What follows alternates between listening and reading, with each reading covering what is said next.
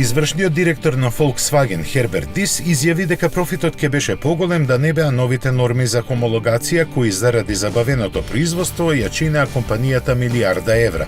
Сепак не спомена дека тие се воведени токму како последица на Дизелгейт аферата, за која Volkswagen досега има трошоци од вкупно 29 милиарди евра.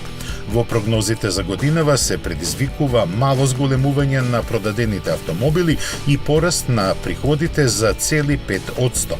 Во поглед на електрификацијата, првобитниот план на групата стана уште поамбициозен и до 2028 година ќе се лансираат дури 70 нови електрични автомобили.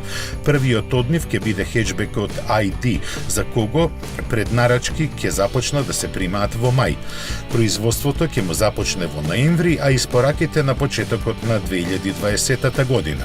Со оглед на значително зголемените планови, нарасна и проекциите за количините електрични возила што треба да се произведат. Така, место порано споменатите 15 милиони кои погрешно беа протолкувани како 50 од погоните на Volkswagen групата, во наредната деценија ќе излезат 22 милиони електромобили. Тие ќе бидат поддржани со инвестицијски циклус од 30 милиарди евра наменети за наредните 5 години.